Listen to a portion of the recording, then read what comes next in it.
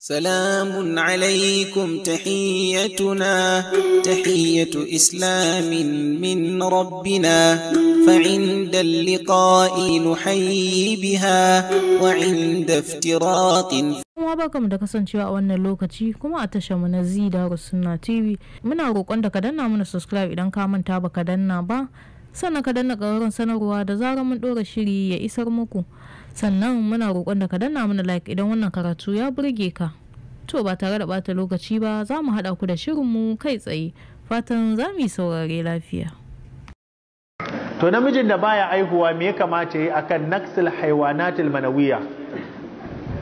Sai aka ce samu ganyen mangwaro guda 3 ya nika shi, a samu albasa rabi a nika, a yi mixing ɗinsu a sa ruwan zafi kafin ya kwanta ya sha. Allah shi ne shahid, mutanen da Allah ya kawo musu mafita akan jinya ban san adadinsu ba, amma ba wai magani ya warkar da su ba, Allah ne. wa man yatawakkal ala Allah wa man yattaqillaha yaj'al lahu, Allah ya warkar da mu. An baka amsan ka? Na'am, sai waye? Na'am, wa alaikum salam.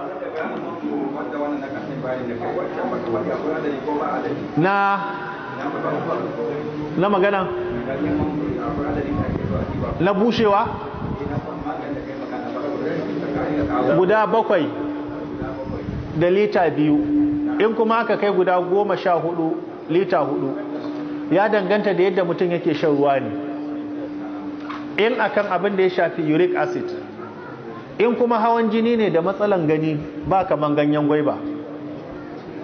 Ganyen gwaiba mai matsalan gani da matsalan tumbi da matsalan hawan jini da matsalan kitsen zuciya, in ana tafasa ganyen gwaiba ana sha ana samun sauki. Kuma ganyen gwaiba yana improving na brain babba da yaro.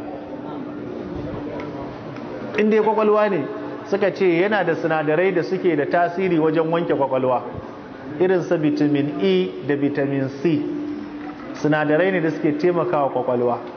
Kuma an ce ganyen mangoro shi in za a sha ne guda 7 lita 2, guda 14 lita 4, ya danganta da yadda mutum yake sha. Ana so ne a wuni mutum ya mai da shi ruwan sha. Allah ya samu dace. Bari a fara daga nan. Kaman bacteria in mutum ya zo na hakan na sai duka sign ne na uric. Abinda za ka yi shine ka daina cin nama, kuma duk mutumin da yake da kiba akwai alamomin haka. Mutane suna wani kuskure guda daya, kun ga wannan gym da ake zuwa ba shi ake bukata ba. Yanzu muna idar da sallar isha, kai tafiyar minti 15, kai dawowar minti 15, ka shiga gidanka kai wanka ka kwanta. Bayan sallan asuba kai tafiyar minti 15, ka dawo minti 15, kai wanka ka fita aiki. Idan kai wannan na wata ɗaya, duk cutar da take jikinka ya fi maka wannan zuwa jim ɗin. Dan shi jim ran da baka je ba kai sati ko wani commitment ya zo, kuma matsalar sai ya dawo. Shi yasa aka ce abu biyu yana taimakawa mutum, shan ruwan zafi da tafiyan kafa. Shi yasa dan kauye aka ce ba zai taba samun matsala na cutar rabin jiki ba, saboda yana zuwa gona, yana zuwa kuma kasuwan kauye, sannan kuma yana zuwa hidimominsa. Kuma ka taba ganin dan kauye da ciwon zuciya, mata ba sa damun su. In ga dan kauye mace ta bata masa rai shi ya jawo. Dan birni, Allah ya kiyaye. Saboda haka a fara shan ganyen mangoro. In aka fara shan ganyen mangoro da izinin Allah za a ga sauki. Wato shi ba ganyen mangoro ku gane da wani abu guda daya. Wato idan mutum yana shan sa, ni na ga tsofin da ba sa iya tafiya amma da suka fara sha Allah ya kawo musu mafita, yanzu har masallaci yana zuwa. Amma in ka tsinki na bakin hanya ko na makoci sai ka nemi izini.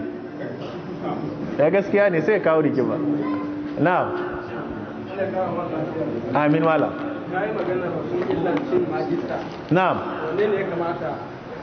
To, assalamu alaikum, ku yi haƙuri, ni ina magana akan addini ne, ba ina taɓa wani kamfani ko ina sukan wani kamfani ba ne. Duka mu musulmai ne, muna nema wa kanmu alternative ne. Abin da ya kamata shine sai ka duba kaga cikin magi na wanda muke amfani da su wanne ne bai da ɗanɗano. Akwai mana? Shi kenan, kai ka ba da amsa ba ni ba. Shi ne the last alternative, ƙwarai da gaske. bai da wani ɗanɗano. Ai ku gane an hana mu cin kafi zabuwa farin magi ko? To an ka auna da farin magi da wannan me bambancin sa taste?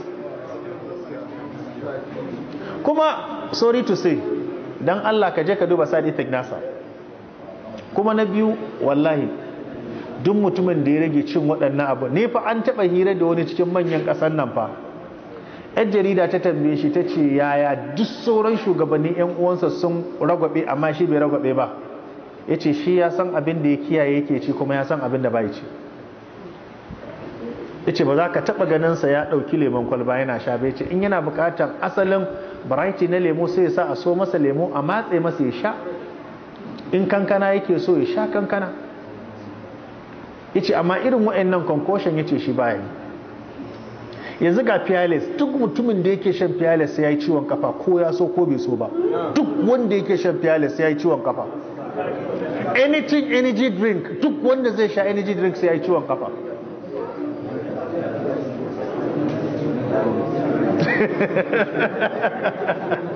Now, hold on. Now, da ce assalamu alaikum malam, mace ce tun da ta haihu ba ta yin sha'awa kuma tambayar ke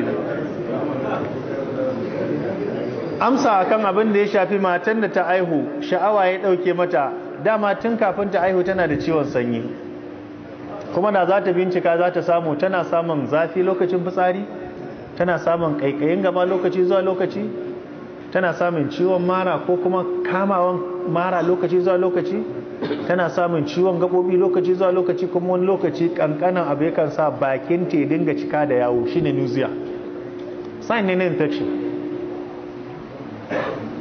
To da kan ta tafasa ganyen mangoro, ai sauran ta tafasa kankana, tafannuwa, tsamiya, ta sha shi kawai ya ishe ta da ikon Allah. Na'am. Wa alaikum salam. Na'am.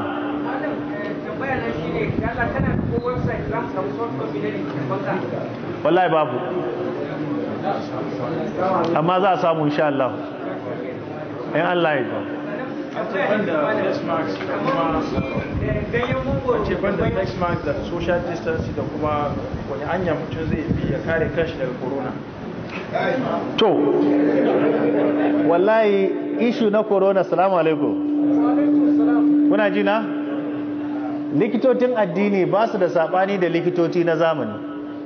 Sabaninmu da su guda ɗaya shine su kalli wata cuta su ce ba ta da magani, mu kuma annabi ya ce babu ciwo sai da Allah ya saukar da magani. Amma duk abin da za su ce a yi a bari, wannan bai ci karo da shari'a ba, gaskiya mun musu mubaya'a muna tare da su. Dan musulunci addinin wayayye ne ba kauye ba. Yanzu ba magana na ciwo muke yi ba ni da lab, amma in aka zo da cuta sai in ce aje asibiti a gwada, in an zo da result din ba asibiti suka zo da shi ba, sai in ce ni in yi bayani akai. Kun ga muna tafiya tare kenan. Shi yasa kasan da suka ci gaba, ina yawan maimaitawa, ko gwamnatin Najeriya da shugabannin Najeriya da su yi fushi su yi koyi da su. Akwai kasashen da na sani a duniya, a kasashen Larabawa, duk rana irin ta Juma'a za a kira mutane guda uku. Za a kira likitan asibiti, likitan musulunci, likitan gargajiya, za a yi dialogue da su. Sai a ɗauko ciwon hawan jini, sai a ce wa likitan asibiti menene maganin, sai a ɗauko likitan gargajiya sai a ce me kuke bayarwa in mutum ya kamu da cutar hawan jini, sai su ce muna ba da kaza muna ba da kaza, amma in ya gagara sai mu ce aje asibiti. Shi kuma likitan asibiti zai ce to mu muna cewa a ci kaza a bar kaza, in ya gagara mu kuma mun san ya fita a layin mu, sai mu ce aje asibitin da yafi kowane asibiti, shine asibitin Annabi Muhammad. To yanzu kun ga daga gargajiya an je asibiti, daga asibiti an je, yanzu shi malamin likitan musulunci abu uku zai yi fa. Na farko zai yi nasiha, na biyu zai yi da'awa, na uku kuma zai bada addu'a, na hudu zai bada magani. Yanzu misali, akwai maganin da na sani, in a nan wajen akwai mutumin da sai da glass yake amfani, ana ɗiga maka maganin yanzu da ka warke.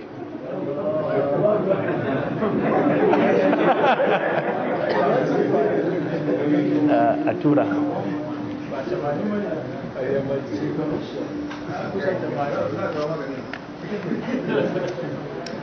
a motanka a gaban dashboard akwai leda na magani ka zo da shi to ku je ku zo da shi lokaci ya gure sai dai gobe Allah ya sa dace. So wannan maganin akwai hakuri man cewa ne wallahi yana hannuna na mance da shi. Wato maganin wani malami ne kuna ji sunansa Sheikh Ibrahim Al-Musa a Saudiya yake. Gwamnatin Saudiya saboda alkhairinsa sai da ta karfafa shi sabanin Najeriya. Akwai wani malami da muka yi hirarsa da Sheikh Kabir Gombe, yana wani gari ne ana ce maganin Shamiliya. Malam Kabir Gombe muke hira da shi yake gaya mu, sai wannan abin ya faru da shi muka haɗu da shi na je Manara TV muke magana baki da baki da shi, shugaban majalisar malamai na Kaduna. Mahaifiyarsa ta kai shekara 4 zuwa 5 tana zaune ta yi paralyze. Duk maganin da ya kamata an yi sai aka ba da shawara a kai ta kasar waje Saudiya ta yi umra a mata magani. Walla aka ce da aka je ya tsanta ma hannun ya makale da kyar aka bude. Sun je asibiti sai likita a Saudi German sai ya ce ba abin da zai iya mata saboda ciwon ya wuce shekarun da ya kamata a kula da shi. Ma shawaran da yake bayarwa paracetamol kawai zai bata ta je ta yi haƙuri. An ɗauko ta a mota, taxi ɗin da suka shiga, driver taxi ɗin ya ga yanayin da take, sai ce daga wani ƙasa kuke, ce daga Najeriya. Ya ce ku ƙasan ku babu masu maganin musulunci ne? Ya ce akwai. Me yasa ba ku kai ta ba? Ya ce kawai Allah ne bai kaddara za mu kai ta ba. Ya ce to a nan ƙasan akwai wanda zan tura ku kai, in kuka kai da ikon Allah za ta warke. Suka yi jinga. Ya ce abin da ya bashi riyal 200 tun daga Makka ya ɗauko su ya zo Jidda, hanyar da za ka je ka wuce ka tafi Madina ta nan garin yake. Ya ce tsakanin wajen da Jidda is almost 35 kilometers. 300 riyal ya ce ba shi. Kun san abin da malamin ya mata? Da ya je abu biyu ya mata nasiha, ya mata mukhayyal. Abin da ya ɗauka ya bata shi ma paracetamol bayan ya mata wa'in abubuwan. Wallahi malamin ya ce mahaifiyarsa sun dawo yau, washe gari ya taɓa ta tace hannunta na ji, maganan da muke ya ce tana shara. Allah ya warkar da ita. Akwai tambayoyin rubuce. A gurguje wannan maganin da nake faɗa ko kunne ne mutum baya ji a yanzu kana ɗiga mutum Allah yake buɗe masa.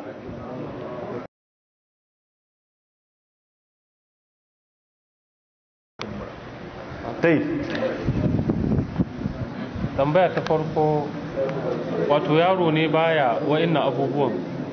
Na farko bai zama, na biyu bai tafiya, na uku bai rarrafe, na hudu kuma bai magana, amma ba faɗi shekarun yaron ba. Irin waɗannan yara idan an same su, shawarin da muke bayarwa shine baka hukunci akan jinyar da baka gani ba a musulunci. Dalili kan haka shine manzon Allah sallallahu alaihi wasallam an bashi labarin wani bai da lafiya, manzon Allah ya ce a kawo shi. Annabi yana ganin sa ya tambaye shi, ya bashi amsa, ya bashi magani, ya warke. Saboda shawari shine irin waɗannan yaran a gansu a yi tambayi iyayen da suka haife su tarihin jinyan da dadewan jinyan da abubuwan da ya faru, shine zai taimaka ma likita ya bada shawara. Amma ka kawai a gaya ma magana ka bada amsa an sake layi, ya zama ba shari'a da sunna ake karantarwa ba. Allah ya sa mu dace. Sai budurwar da ba ta haila, ita wannan cutar sanyi ne direct. sai lafsari me yake wadinsa? Me lafsari? leprosy shine albaras. Maganin da zan faɗa wahala zaki sha. Akwai leprosy and TB relief center. Gaskiya tunda Netherlands suna da relief centers nasu, ban san ko nan garin kuna da shi ba, makaman Bauchi muna da shi. Gaskiya a tafi asibiti, maganin asibiti yana yi kuma ana warkewa. Amma maganin da zan faɗa a sha wahala da asa, kafin a same shi ma wahala ne. 125 mil ɗinsa ya kai kusan 150 riyal, kusan naira 16,000, kuma sai ta sha kusan kwalba 35. Kuma waye zai je so mata a Saudiya? Ai kamar mai tarin fuka ne. Akwai cututtukan da in ana samun alternative a asibiti, me bukatan ba a warke ba? Halas, Allah ya warkar da mu. Na'am. Mace ce cikin ta wato tana yaye yaron sai rada ta yaye sai nono ya kumbure. shi kuma ya danganta da rashin shan da yaron yake yi. shi ne aka ce kafin ta yaye yaron abinda ake amfani da shi shine sai ta dinga tafasa ganyen gwanda da tafannuwa tana sha. rashin shan ne ya jawo mata wannan. kuma matakin da ake aika man sabaya ne. yanzu kun ga wannan darasin ba naku bane, na mata ne. kun ga sabaya, duk matan da take shan sabaya nonanta ba zai lalace ba kuma jikinta ba zai sake ba. duk matan da take shan sabaya nonanta ba zai zube ba, jikinta ba zai sake ba. kullum zaka ga matanka kamar yadda ka aure ta tana budurwa. sabaya mukhawana din da suke cikin sabaya, na farko akwai alkama, concussion ne ake hada su. gaskiya yana da kyau, ko namiji in yana sha ba, wanda yake da matsala na daukewar sha'awa ko karancin mani, yana da kyau, yana da kyau sosai. da Allah ya saka wa malamanmu da alkhairi, bukatunmu na alkhairi Allah ka biya mana, Allah ya ɗaukaka musulunci da musulmi a duk inda suke. Ku ci gaba da bibiyan tashar mu na Zidarus Sunna TV domin kawo ku shirye-shirye da ya shafi addinin mu. Zainab Musa Usman nake cewa wassalamu alaikum wa rahmatullahi wa barakatuh. Mu haɗu a shiri na gaba. Wallahu alladhi la ilaha illa hu